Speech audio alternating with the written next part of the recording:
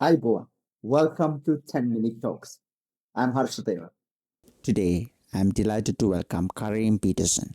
Karim is an international communications leader, democracy strategist, and advocate with more than 30 years of experience spanning media, technology, education, innovation, and human rights.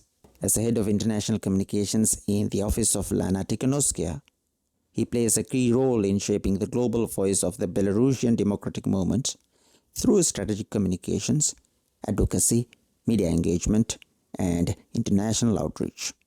As Obama led Europe and Unleashed ambassador, Karim works at the intersection of democracy, civic innovation, sustainable development, and public leadership.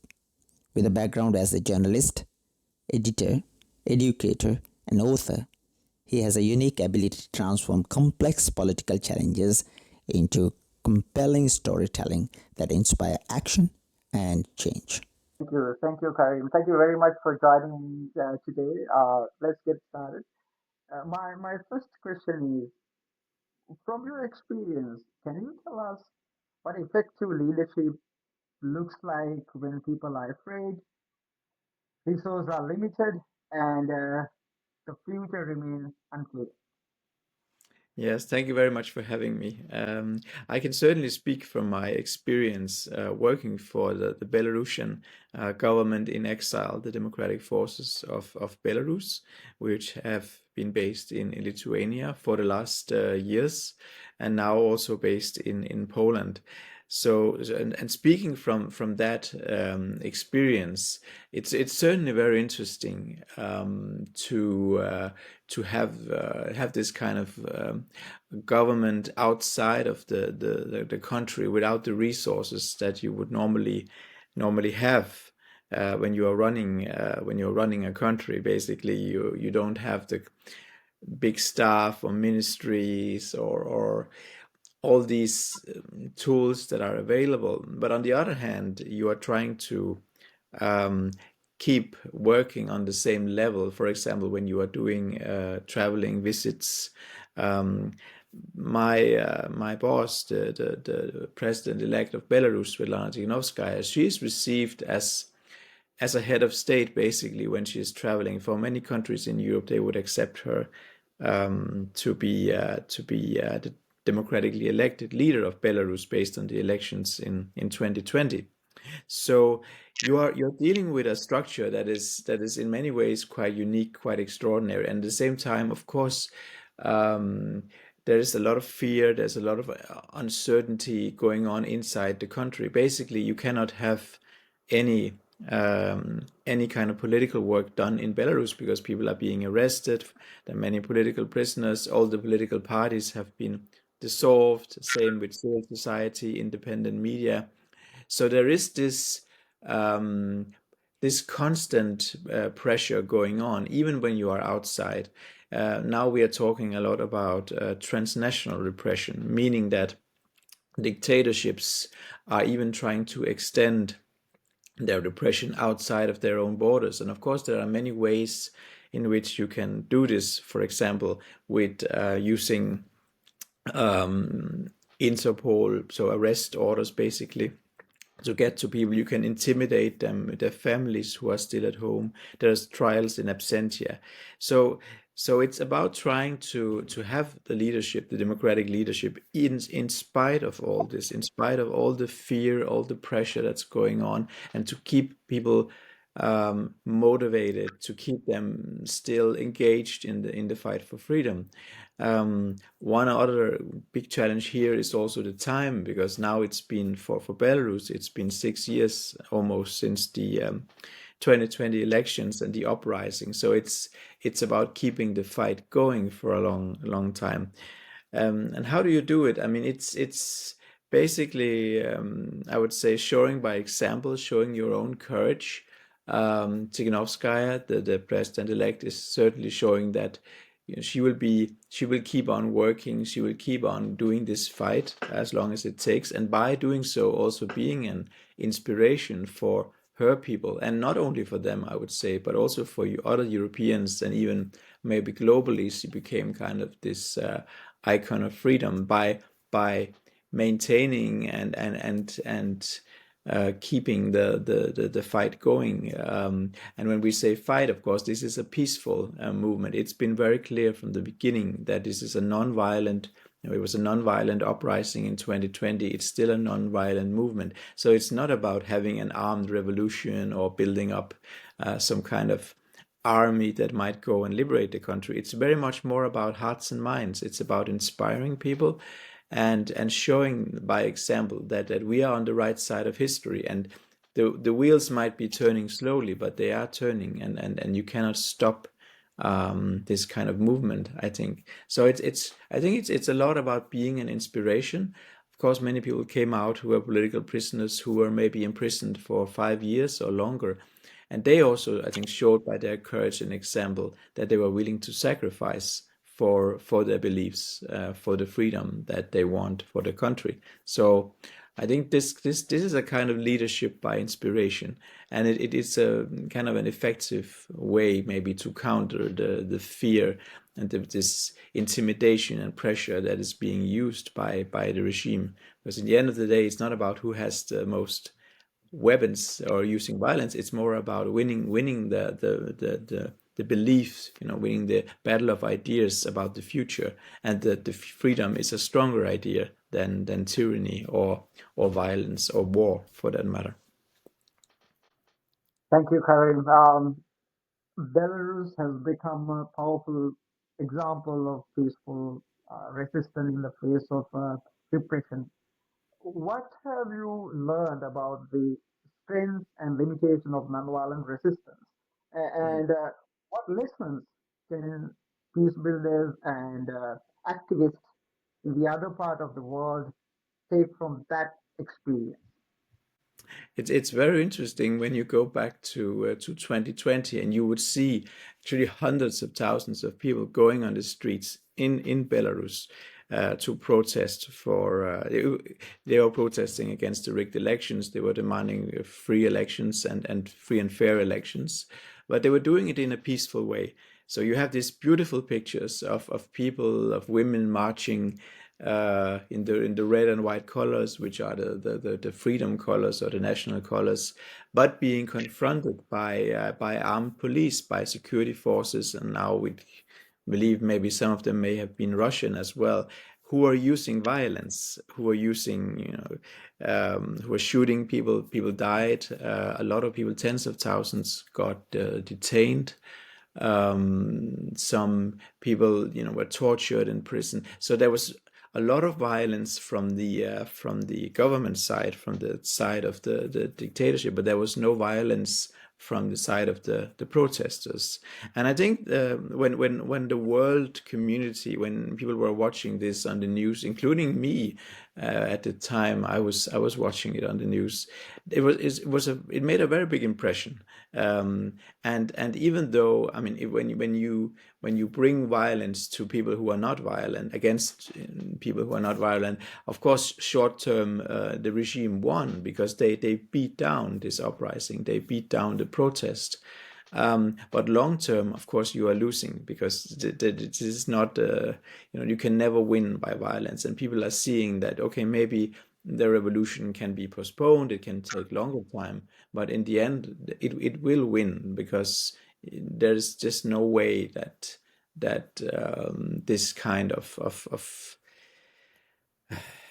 way of suppressing people it can be effective in the long run. You can by fear, by creating fear, I'm sure that for a short time maybe people are afraid and to be act, and right now the situation is still very frozen inside the country, but long term it's just not possible. So I think this, if you're talking about the lessons to learn, when you have a non-violent movement, you can really bring the whole society into it. You saw all kinds of people, you saw all people, pensioners, doctors, um, any kind of part of society was joining the protest back in 2020. And you only can see that when you have this sort of non-violent movement, because as maybe a few people would be ready to actually be fighting on the streets with the police, but you wouldn't have this kind of broad support, and you would also not have this kind of international reaction. And of course, one lesson is that when you have a non-violent resistance, you also need international solidarity and support. That's so important. You need the world to care and to see what's going on. And that's what's happening now. So more than 500,000 people had to escape the country, and they are now in other countries where they are still organizing. Many people are organizing the resistance and support. So through this kind of wave of global solidarity that came because of the non-violent movement, the resistance that was going on at the time, it has been possible to sustain the movement until now, but outside the country. And it will also, I believe strongly, in the end, it will succeed. Just maybe it will be taking more time. And of course, there is a dream that you can have a quick revolution, that you can defeat the dictatorship, and you won't see that happening in the way. If your opponent is if the government, the dictator, is ready to be shooting people on the streets, then they can certainly suppress an uprising in the short term, but they cannot win. You cannot win in the long term. So I think that the lesson is especially to be sure to have the international support and to have the moral high ground, and people will see it.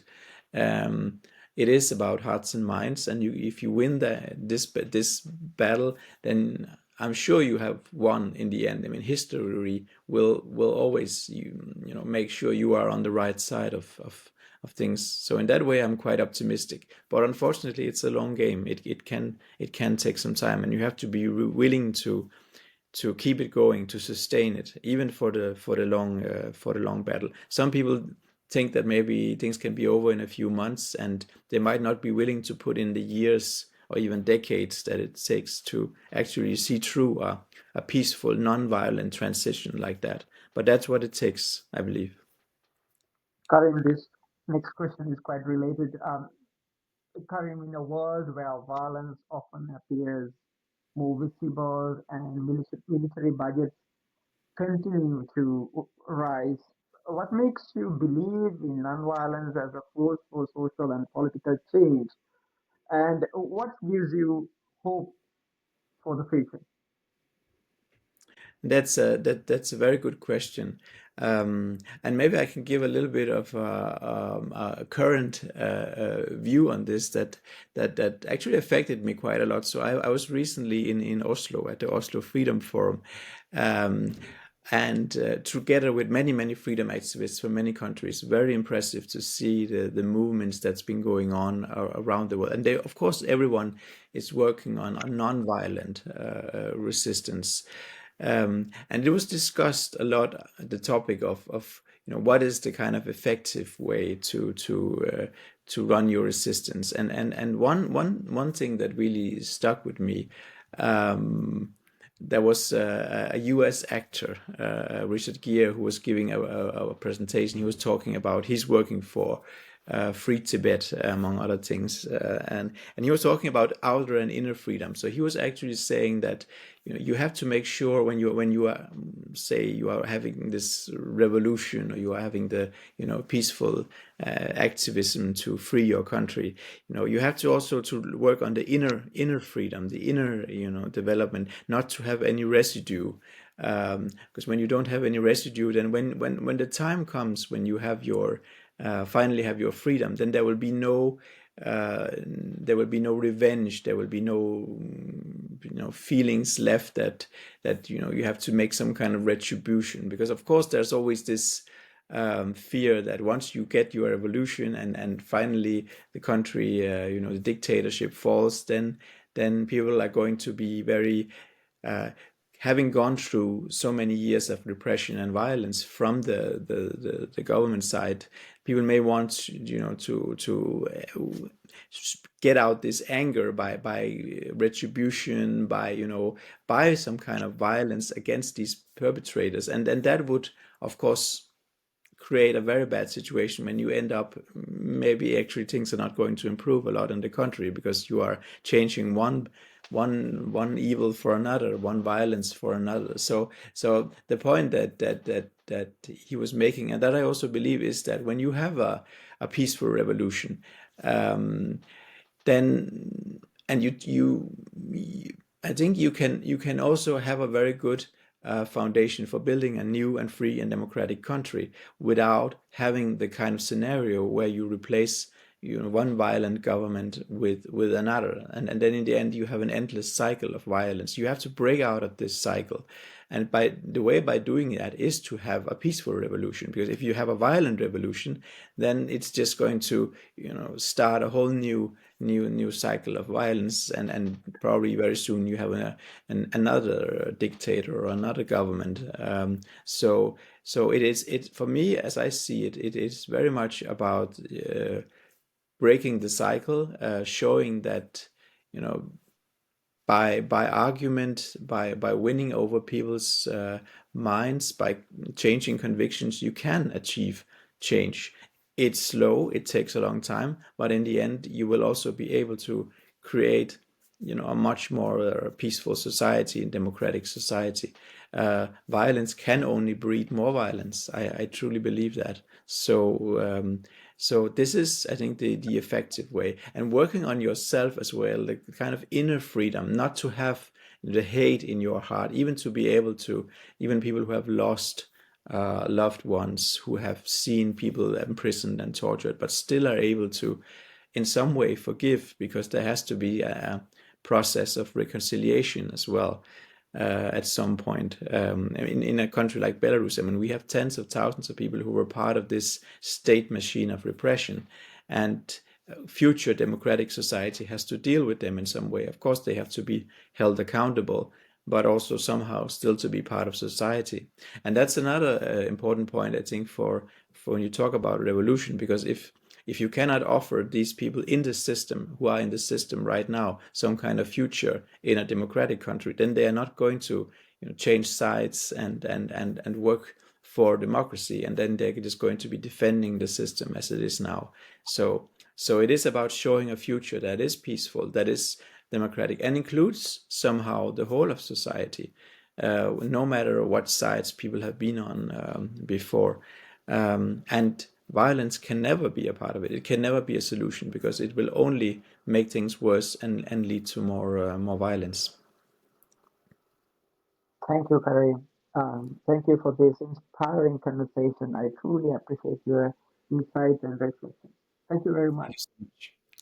Thank you.